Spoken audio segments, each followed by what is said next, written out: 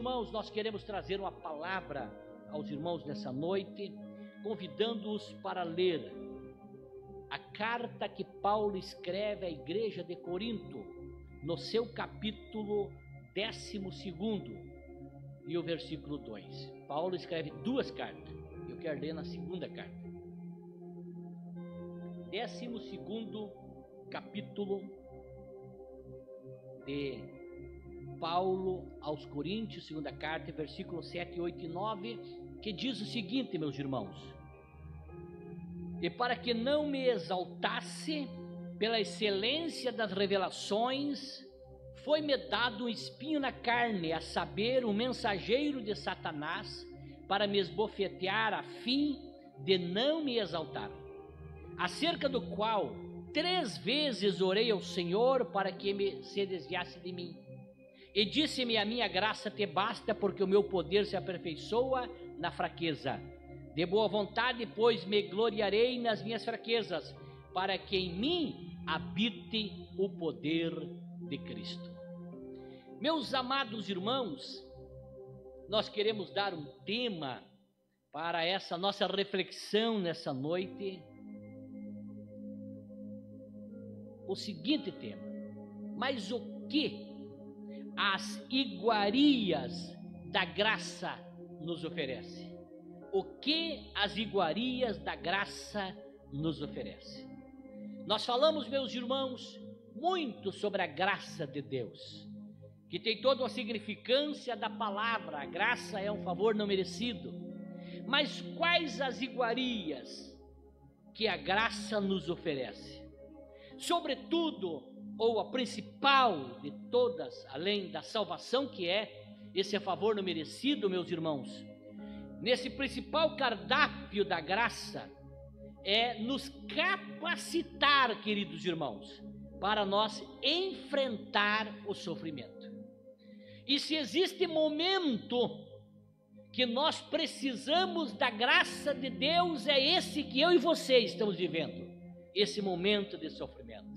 Já faz 1 ano nesse mês, agora fez 1 ano, que iniciou essa pandemia que tem trazido tanto sofrimento para nós, para o Brasil, para nós, para nossas famílias. E nós precisamos mais do que nunca dessa graça de Deus para enfrentar esse sofrimento. A graça de Deus, meus irmãos, ela nos capacita a enfrentar o sofrimento. Por isso que nós, irmãos, que servimos ao Senhor, enfrentamos com mais força, mais desprendimento esse sofrimento. Vejam bem, meus irmãos, a vida ela é uma professora mais implacável que pode ter, porque ela primeiro ela dá a prova e depois ela dá a lição. Nós estamos sendo provados, mas dessa prova nós vamos tirar uma lição muito grande. No curso secular, na escola, nós primeiro temos as lições, para depois fazer a prova. Mas na vida, essa professora implacável, ela primeiro nos dá as lições, nos dá melhor a prova, para depois a lição. Disse o escritor Leves, ele disse o seguinte: Deus sussurra em nossos prazeres.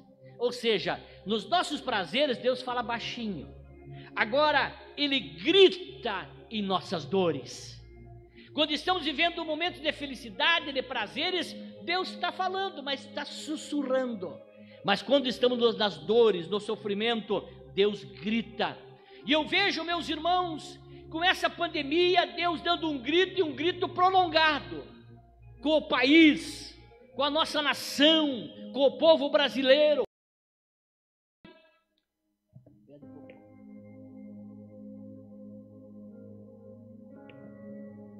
Meus irmãos, observem uma análise da história de Paulo.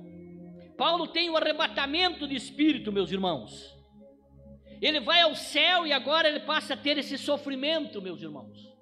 Esse sofrimento do espinho na carne. Ele disse no capítulo 12, versículo 3: eu sei que o tal homem, se no corpo ou se fora do corpo, não sei, Deus o sabe. Observem, meus irmãos, que nem ele quis dizer que era ele que tinha tido esse privilégio, de ter esse arrebatamento do Espírito. Agora ele passa a ter um espinho na carne, meus irmãos. E há um grande contraste entre essas duas experiências que Paulo teve. Ele foi, meus irmãos, do paraíso à dor. Ele foi, irmãos, da glória ao sofrimento. Ele experimentou, irmãos, a bênção de Deus no céu, e agora ele experimenta as bofetadas de Satanás da terra. Paulo, queridos irmãos, ele tinha ido ao céu, mas agora ele aprendeu que o céu também pode vir a ele. E é isso que eu entendo, meus irmãos, que nós podemos ir ao céu em arrebatamento, como no caso do Paulo teve, e como tantas outras pessoas tiveram experiência, mas também o céu pode vir nos visitar, o céu pode ser alcançado por nós, nós podemos sentir a presença de Deus em nossas vidas.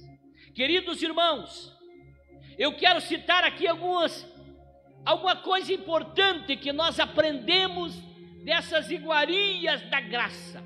Primeiro, que a graça nos leva a saber enfrentar o sofrimento. Em primeiro lugar, irmãos, o sofrimento, ele é um propósito para nós. Há um propósito divino em cada sofrimento. Paulo, ele diz no versículo 7: e para que não me exaltasse pela excelência das revelações, foi-me dado um espinho na carne. Vejam, queridos irmãos, há um propósito divino no sofrimento. Há um propósito. O nosso sofrimento muitas vezes a nossa própria consolação. O próprio sofrimento nos leva a nos consolar, porque são instrumentos usados por Deus para abençoar, inclusive, outras vidas. O nosso sofrimento leva de alento para as outras pessoas. Vejam bem, irmãos, na escola da vida, meus amados, Deus, ele está preparando para sermos consoladores. E para que nós possamos consolar, podemos consolar, e o sofrimento nosso é um instrumento para consolar as demais pessoas. Jó, ele morreu sem ter sabido, sem jamais saber por que sofreu, mas até hoje nós nos consolamos com o sofrimento de Jó. Paulo, ele rogou ao Senhor 3 vezes. 3 vezes ele orou ao Senhor antes de receber a resposta. Ele pediu o porquê. O que Paulo, ele aprendeu, e é o que nós também, queridos, aprendemos e precisamos aprender.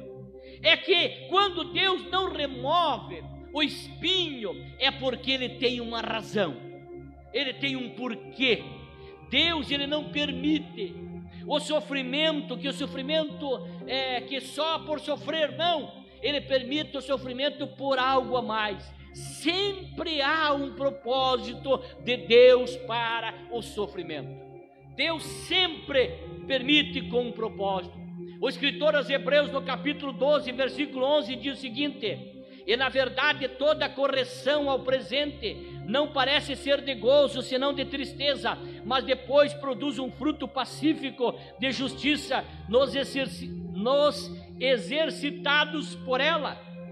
Portanto, tornai a levantar as mãos cansadas e os joelhos desconjuntados, e fazei veredas direitas para os vossos pés, para que o que manqueja não se desvie inteiramente, antes seja sarado. Olha o propósito que o escritor aos Hebreus fala do sofrimento. Ele encerra o versículo dizendo que tem pessoas que estão manquejando, e por causa do sofrimento elas não se desviam, inteiramente. Quantas pessoas, irmãos, que se não fosse às vezes o trabalhar de Deus no sofrimento, ele estaria desviado. Mas o propósito de Deus é para que a pessoa se aproxime mais dele. O sofrimento nos curva. O sofrimento leva a nós nos quebrantarmos. O sofrimento leva a nós nos humilharmos. Camas de hospitais prega muito mais do que muitas pregações de igreja. leitos hospitalares, diagnósticos médicos, prega muito mais do que uma vida toda de pessoas frequentando cultos, que às vezes não param para ouvir. Mas Deus tem um propósito no sofrimento. Um dos propósitos, e especificamente de Paulo, era de não nos ensoberbecermos. Esse é um dos propósitos do sofrimento. Deuteronômio 8:13 diz assim: e te humilhou e te deixou ter fome, e te sustentou com o maná, que tu não conheceste, nem teus pais o conheceram, para te dar a entender que o homem não viverá só de pão, mas de tudo que sai da boca do Senhor viverá o homem. Para que nós reconheçamos, irmãos, que dependemos de Deus, um dos propósitos do sofrimento é nós não nos soberbecermos, é nós não nos sentirmos autoconfiantes. Deus aqui permite as pessoas ficarem sem o pão para dizer, mesmo que tu trabalhe, mesmo que tu faça, tenha todos os teus recursos, mas se eu não abençoar, o pão não chega na tua mesa. Deus está dizendo, não se soberbeça, reconheça a tua total dependência minha. Em segundo lugar, a razão do sofrimento, é possível que Deus resolva revelar-nos o propósito no nosso sofrimento. É possível sim, que através do sofrimento, Deus resolva revelar-nos o propósito desse sofrimento que estamos passando.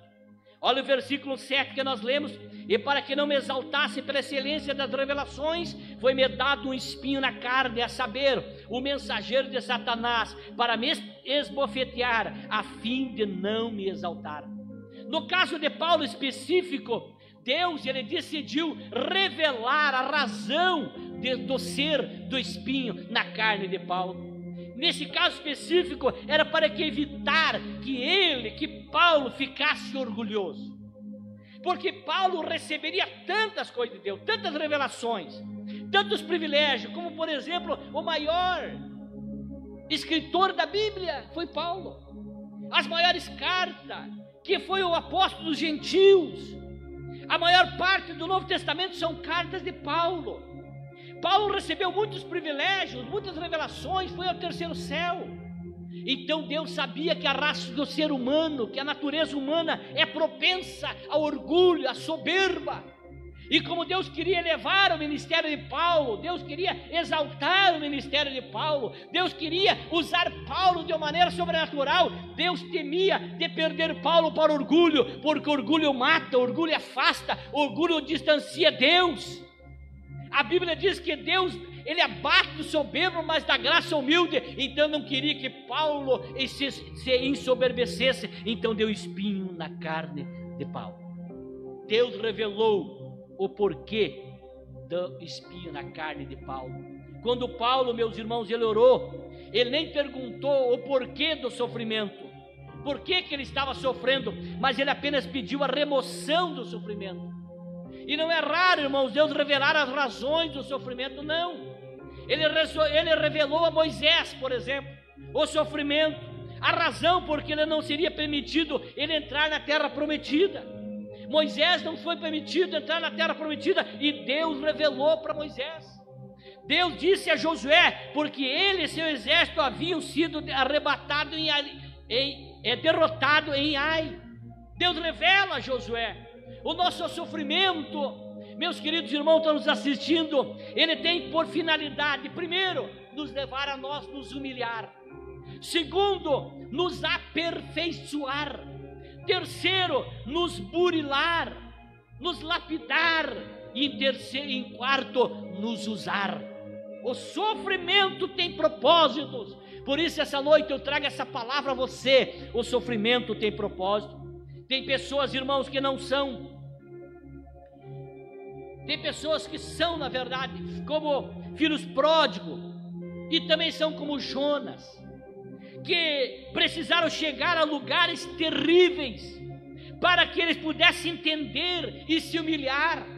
Enquanto o filho pródigo estava em casa, enquanto Jonas estava desfrutando das bênçãos de Deus, ele não reconhecia, não se humilhava, não deixava Deus usar eles. mas chegaram num sofrimento muito grande, até eles deixar-se de se opor à vontade de Deus. Ei, não sei o que é que está acontecendo contigo, num sofrimento específico, mas pare de se opor à vontade de Deus. Deus está usando algum sofrimento nessa noite, na tua vida, para levar você a reconhecer, a se humilhar e parar de se opor à vontade de Deus. Eu conheço pessoas, irmãos, que não perdiam um culto, enquanto eles não tinham carro, enquanto não tinham recursos financeiros. Eles estavam vindo na igreja sempre a pé, mas depois, quando foram abençoados, perderam isso. O sofrimento para eles levavam eles a viver uma vida de mais humildade. Ei, que Deus não seja necessário levar um sofrimento financeiro na tua vida para você voltar a ter uma vida de intimidade, de compromisso e de responsabilidade com Ele. Me caminho para o encerramento dizendo que, em terceiro lugar, a graça de Deus, essa iguaria da graça de Deus, ela nos leva a ter essa graça para enfrentar o sofrimento. Em terceiro lugar, o sofrimento, ele pode ser um dom de Deus. Um dom de Deus. Nós temos a tendência, meus queridos irmãos, de pensar que o sofrimento é algo que Deus faz contra nós. Mas não. Nós pensamos às vezes que é sempre contra nós e nunca é por nós. Mas não. Deus, irmãos, muitas vezes permite o sofrimento não contra nós, mas a nosso favor, por nós. Jacó, ele disse lá em Gênesis 42, 36, tendes-me privado de filhos, José já não existe, Simeão não está aqui, e ides levar Benjamim, todas essas causas me sobrevêm. Jacó não estava entendendo, irmãos, que Deus permitiu a venda de José. Agora ele estava permitindo levar Benjamim, que era o seu filho mais novo, para o Egito. Tudo era Deus preparando a vitória, não só para Jacó, para sua descendência, como para todo o povo. Deus estava usando o sofrimento em favor de Jacó e não contra Jacó. Olhe bem, meus irmãos, a providência, essa um tanto carrancuda de Jacó, que ele pensou estar elaborada contra ele, ele estava na verdade trabalhando a seu favor. Olhe bem o espinho que nós falamos de Paulo, ele era uma dádiva de Deus, porque através desse incômodo Deus o protegeu daquilo que Paulo mais temia, ser desqualificado espiritualmente. Quantas coisas, meus irmãos, que a dor nos leva a nós ter uma vida de intimidade com Deus. Eu me encaminho efetivamente para o encerramento citando que, em quarto lugar, Deus nos conforta em nossas adversidades.